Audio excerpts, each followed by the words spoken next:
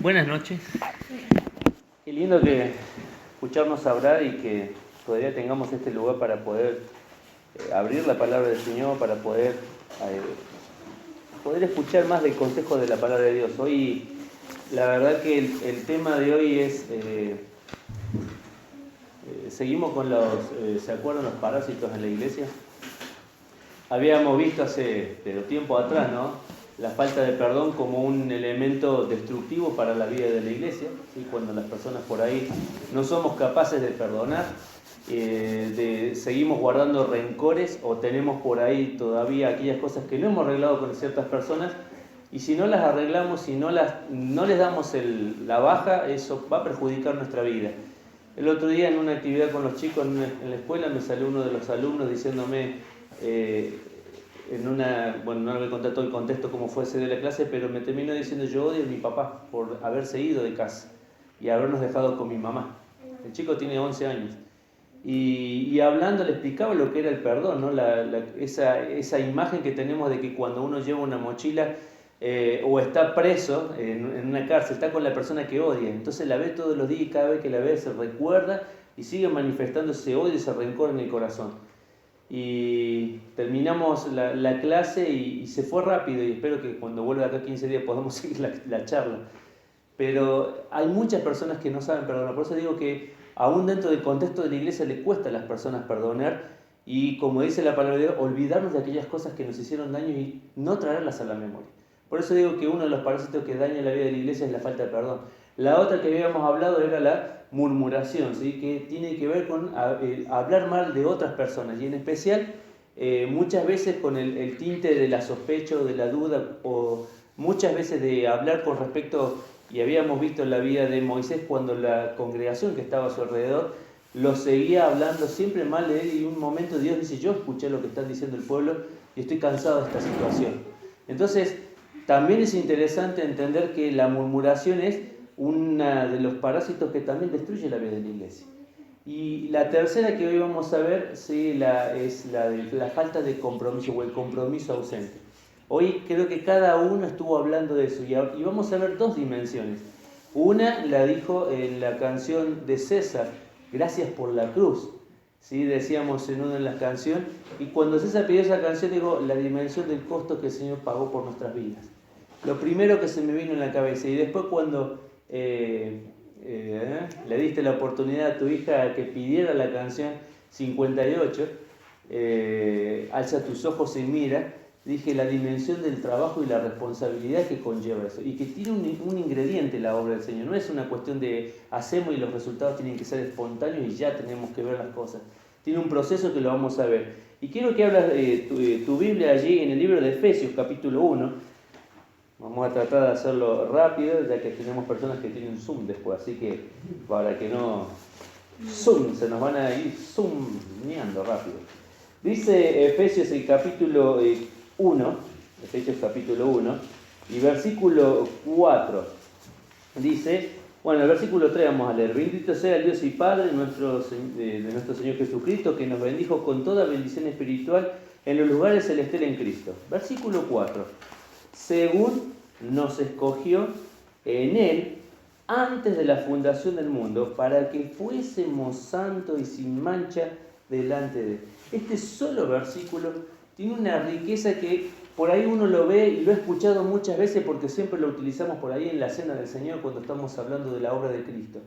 Pero acá justamente cuando habla del versículo ese 4, la palabra según, dice ahí, es en la traducción al castellano, y la Reina Valera utilizó la palabra según, pero ahí en el original utiliza una palabra que es katos, que significa puesto que, ¿sí? Y te voy a analizar palabra por palabra, porque después dice allí en el nos escogió, el no significa nosotros, puesto que nosotros, y presta atención a la palabra escoger, porque nosotros nuestra idea pensamos que es tomar algo o elegir algo. Y te puedo decir que muchas personas que por ahí tienen esta tendencia calvinista usan este versículo para decir que Dios elige ciertas personas para salvación y condena a ciertas personas por no elegirlas para el propósito que Dios tiene. Y justamente ahí la palabra escogió significa excelsato. ¿Sabes lo que significa en el original? Costoso deseable. Entonces, cuando uno lo lee, dice, puesto que nosotros fuimos costosos, y la palabra en él se traduce a él. Y esta es la dimensión del precio que Dios, de la conciencia que nosotros debemos tomar cuando hablamos de responsabilidad, de compromiso. El Señor pagó un alto precio por nosotros. No es un pago económico o buscó lo más barato para pagar. El precio que está diciendo ahí es algo costoso. Para nosotros, la vida eterna que nosotros hoy disfrutamos ha sido un precio costoso por la persona de Jesucristo. Por eso cuando uno tiene que analizar los versículos y tratar de entender el propósito de Dios, tiene que darse cuenta que lo que el Señor ofreció a la humanidad fue algo costoso. Para el Señor Jesucristo no fue fácil venir a la cruz y tomar la forma de hombre. Me encanta el versículo de Filipenses 2.5 cuando dice, hay el mismo sentir que hubo en Cristo Jesús. Porque justamente la palabra sentir habla de la actitud, que tenemos que tener la misma actitud que el Señor Jesucristo. ¿Cuál fue la actitud del Señor Jesucristo? Dar lo preciado, lo valioso, su propia vida. Ahora, hay otro versículo que tiene que ver con esta relación que nosotros vamos a ver. En Romanos capítulo 8, si me acompañas al libro de Romanos capítulo 8, porque también hay otro versículo ahí precioso para analizar. Entonces el primer concepto que nosotros tenemos es que para el Señor hemos sido costosos, puesto que el Señor nos ha comprado con un alto precio. Primera de Pedro dice esto, ¿no? Que fuimos rescatados por su sangre, no con oro ni con plata. Pero dice el capítulo 8 del libro de Romanos, y versículo 32, déjame que lo busque, dice, el que no escatimó. Vamos a leer el versículo 31. ¿Qué pues diremos a esto? Si Dios es por nosotros, ¿quién contra nosotros? El que no escatimó ni a su propio Hijo, sino que lo entregó por todos nosotros, ¿cómo no nos dará también con él todas las cosas? Y ahí tal vez la palabra que no es común para nosotros y que no está en nuestro vocabulario, tal vez sería para analizar la palabra escatimó. Es una palabra que no está dentro del castellano. Cada ser humano, cada joven y cada persona no habla más de 50 a 100 palabras, así que tienen su haber en lo que significa con profundidad, ¿no? Cada persona somos manejados así, y hoy con más razón, ya que se lee cada vez menos. ¿Sí? Vieron que ya antes poníamos gracias, ahora mandamos un emoji de gracias. Antes poníamos qué lindo y ahora mandamos un emoji de qué lindo, porque cada vez escribimos menos y leemos menos. La América Latina se dice que lee tal vez un libro cada persona por año. Estados Unidos es un lugar donde se lee una persona 4 libros al año. Y Europa es un lugar donde las personas leen de 8 a 10 libros por año. Fíjense ustedes cómo para nosotros, ya sea por la educación, ya sea por lo que sea, nosotros leemos menos. Y muchas veces ni siquiera agarramos la Biblia para leer.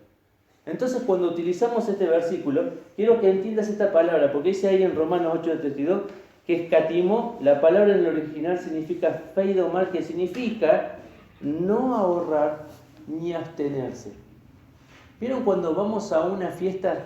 ¿Sí? Creo que cada uno de nosotros, cuando a veces organizamos la fiesta de nuestros hijos, tratamos de que sea lo más económico posible. ¿Sí?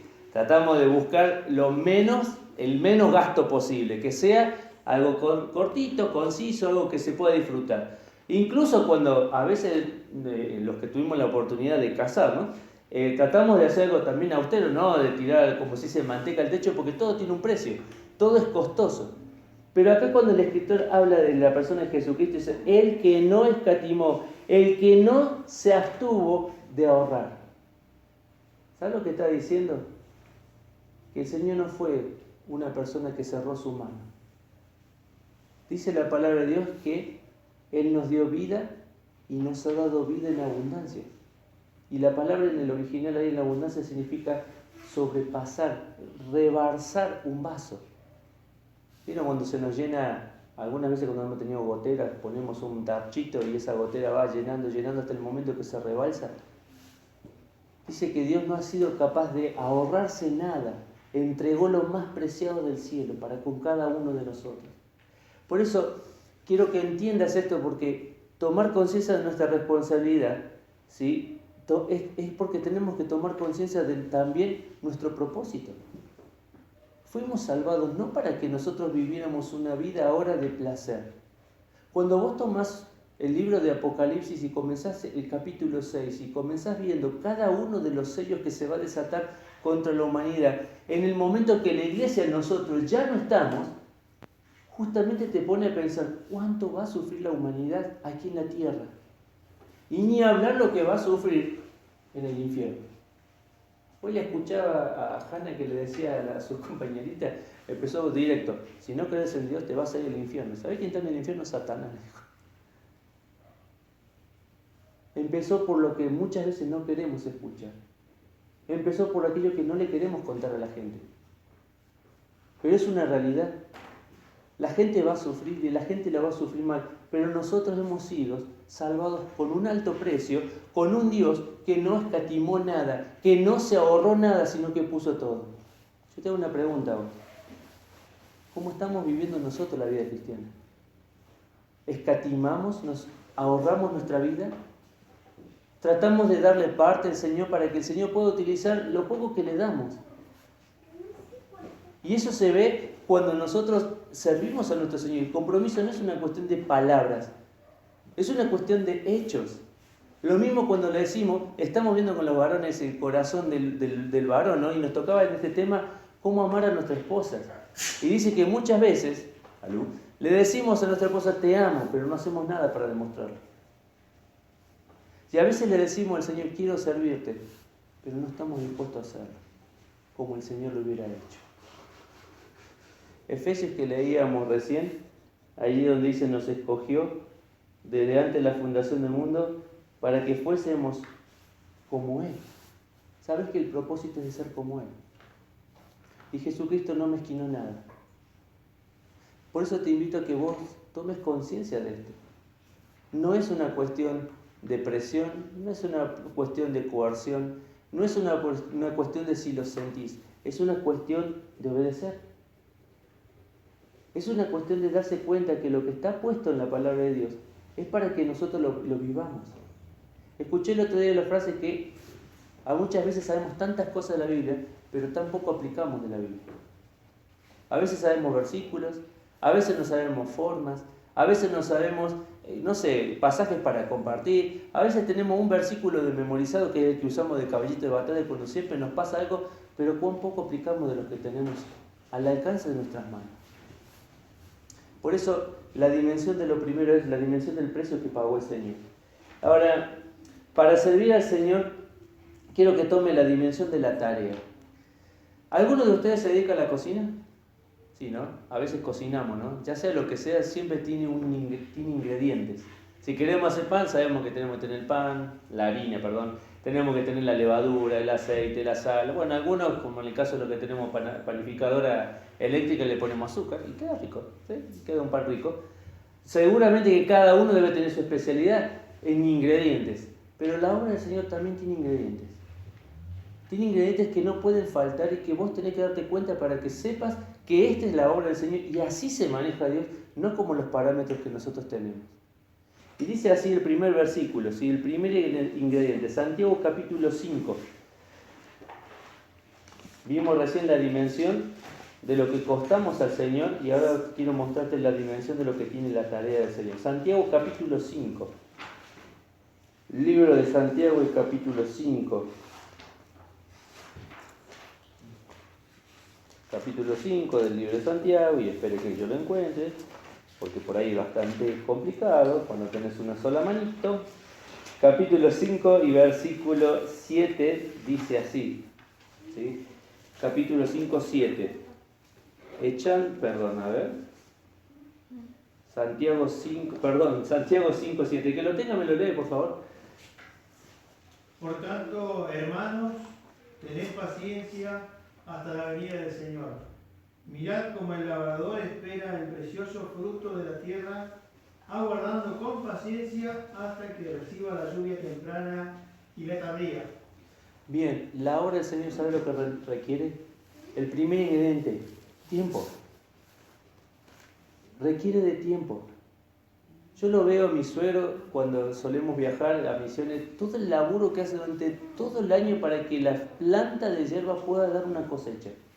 entre remover la tierra, entre sacar las malezas, entre abonar la tierra, entre pasarle, como le dice, la goma para que la tierra se dé vuelta y esté más blandita para que la planta pueda agarrar, entre sacarle las pestes y hacer todo lo que tiene que hacer. ¿Para qué? Para que en un momento del año esa planta dé un fruto. Pero lleva su tiempo. Lleva su tiempo. Y cada uno de nosotros sabemos muchas veces que lo que pasa en la casa del Señor lleva su tiempo. Nadie sabe cómo trabaja el maestro, pero el maestro trabaja. Y como dijimos la otra vez, cuando el maestro trabaja en una vida y la vida está dispuesta a dejar que Dios trabaje en su vida, se nota. Se nota.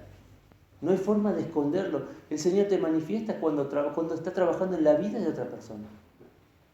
Entonces, tiempo. Primer ingrediente. Segundo ingrediente. Segunda de Timoteo 2.1. Segunda de Timoteo 2.1. El segundo ingrediente tal vez es el más desafiante para nosotros, pero es el más práctico. Segunda de Timoteo 2.1 dice: tú pues, hijo mío, esfuérzate en la gracia que es en Cristo Jesús. ¿Sí? El segundo ingrediente para la obra de Dios no solamente es tiempo, sino también es esfuerzo. ¡Ja! Qué lindo es hablar del esfuerzo. Justo que estamos en una sociedad donde hace tiempo sacaron lo que se llama la meritocracia, como le dicen, pero los méritos de las personas. Yo me acuerdo que iba antes a la escuela. Sí, yo no fui ningún, como se dice, trigo limpio en la escuela, ¿no? Primero y segundo, sí. Después tercero me junté con un repitente y hasta sexto, que no me encontré al Señor, fui un desastre. Me junté con un repitente que era mi vecino y encima de que tenía más poder de convencimiento para que yo lo siguiera. Y en la escuela solamente llegaban a la bandera, ¿quiénes? Los que tenían buenas notas, las personas que tenían también buena relación con sus compañeros, no solamente la nota, sino tenía que ser una persona que se lo miraba, que podía ayudar a otro, que trataba bien a la otra persona, no que lo insultaba arriba abajo y después yo quiero estar en la bandera, no. Se miraba su aspecto no solo educacional, sino también su aspecto relacional con las otras personas. Cómo se manejaba, cómo respondían los maestros. Cada alumno y cada persona responde muchas veces, a veces mal. Bueno, hoy cambió todo eso y cada uno puede acceder de la manera que sea, con responsabilidad, con no responsabilidad, con buenas notas, con no buenas notas, y encima se premia y se apoya muchas veces a las que hacen mal las cosas. Ahora, en el cristiano nosotros necesitamos el esfuerzo. Pero acá no dice de solamente mis fuerzas, sino que utilicemos lo que Dios ha puesto en nuestras manos. La gracia de Dios. La gracia de Dios tiene dos conceptos en la Biblia. Uno es para salvación y el otro es poder para actuar. Y acá el que está utilizando Pablo cuando le escribe a Timoteo, le está haciendo a Timoteo, cuando le escribe, Pablo se lo escribe a Timoteo, justamente le está hablando del poder de Dios para trabajar. Por eso muchas veces empezamos cosas y llegamos a la mitad del camino y abandonamos. Y decimos, no, ya no quiero más. ¿Por qué? Porque lo hicimos en nuestras fuerzas. Porque lo hicimos con nuestro propio ímpetu. Y a veces cuando tomamos decisiones que no están sujetas a la palabra de Dios. Por eso el segundo ingrediente es el esfuerzo. El tercer ingrediente, 1 Corintios 9:25. Libro de 1 Corintios, me quedan dos más y ya vamos terminando. 1 Corintios 9:25. 1 Corintios 9, capítulo 9, versículo 25. El tercer ingrediente para esto dice: todo aquel que lucha, de todo se abstiene. Ellos a la verdad para recibir una corona corruptible, pero nosotros una incorruptible. ¿Están viendo los juegos que se están pasando ahora? Algunos he visto. Me da tristeza por los argentinos porque hasta ahora estamos pero para atrás. Pero en muchas de las disciplinas que se juegan o que se compiten, requiere que las personas hagan ¿qué? Sacrificio.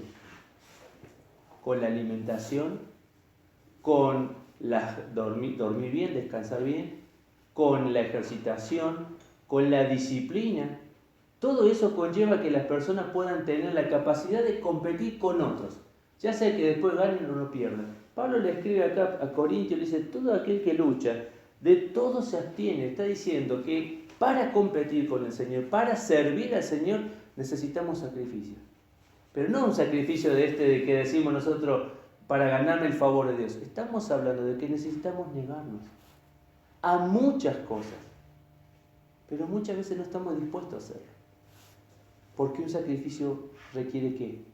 La voluntad nuestra rendida. Ese es el tercer ingrediente. Cuarto ingrediente, Filipenses capítulo 2. Vamos que nos queda uno más. Filipenses el capítulo 2.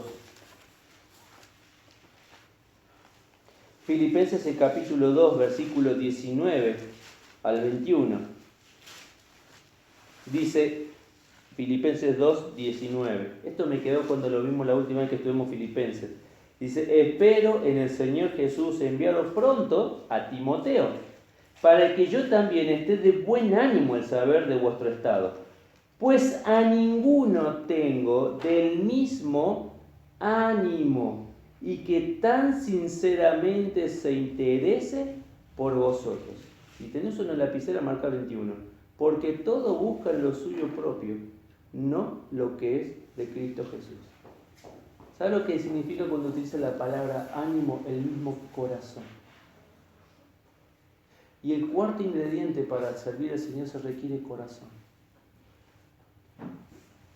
Y corazón significa que debemos poner nuestras cosas en orden. No por algo los discípulos se acercaron y dijeron, Señor, ¿cuál es el primer mandamiento? Amarás al Señor con todo tu corazón.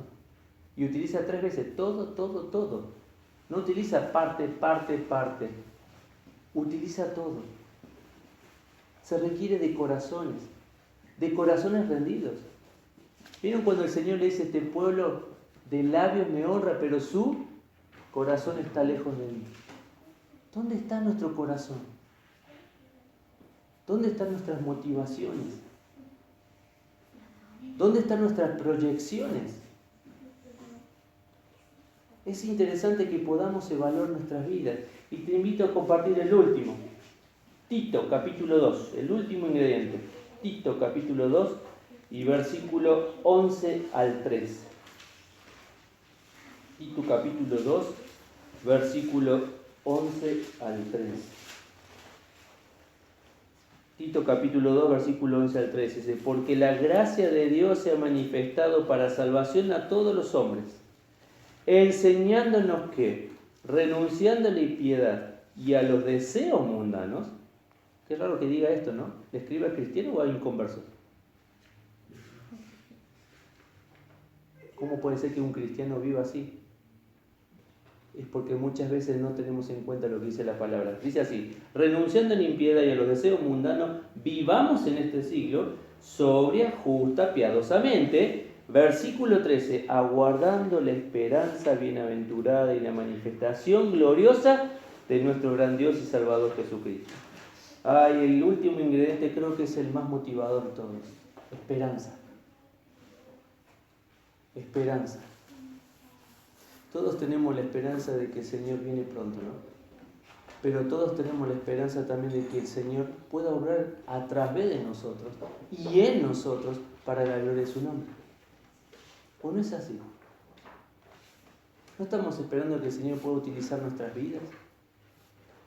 Tal vez estemos en el camino desanimados, tal vez estemos en el camino enfriados, tal vez estemos en el camino cerrados a toda posibilidad por, no sé, X motivo. Hay muchos motivos por los cuales el cristiano se puede desalentar y puede quedar en un camino.